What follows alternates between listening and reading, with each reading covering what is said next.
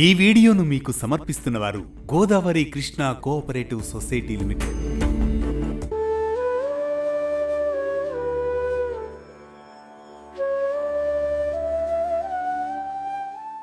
ధనుర్మాసం శ్రీ మహావిష్ణువుకు ఎంతో ప్రీతికరమైన మాసం. ఈ మాసంలో శ్రీవ్రతం చేయడం వల్ల లక్ష్మీదేవి శ్రీ మహావిష్ణువు అనుగ్రహంతో పాటు సకల దరిద్రాలు దూరమవుతాయని నమ్మకం.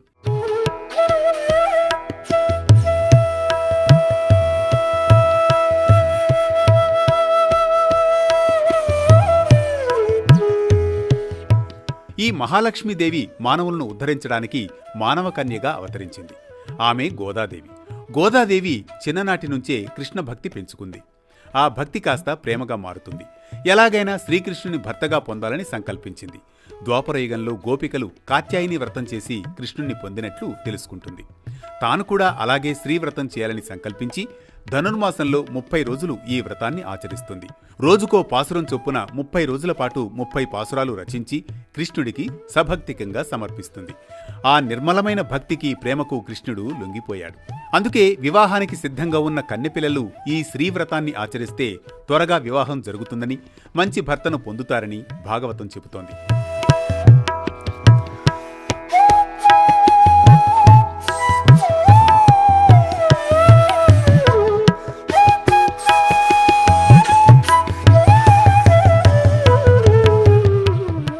ధనుర్మాసంలో శ్రీవ్రతాన్ని ఆచరించేవారు గోదాదేవి, శ్రీకృష్ణుణ్ణి కాని రంగనాయక స్వామిని కాని తెల్లవారుజామున పూజించాలి.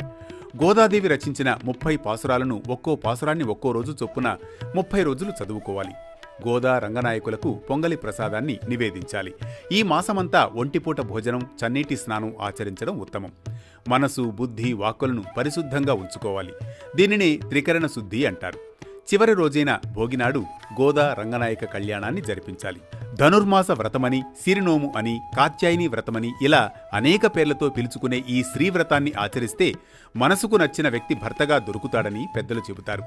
భగవంతుని నామ సంకీర్తనలతో పుష్పమాలలు సమర్పిస్తూ త్రికరణ శుద్ధిగా ఉంటే భగవంతుడు కూడా దాసుడవుతాడని లోకానికి చూపిన మార్గదర్శకురాలు గోదాదేవి. మరో భక్తి రాగం, ధర్మ దీపంతో మళ్లీ కలుద్దాం రేపటి పరమార్థంతో.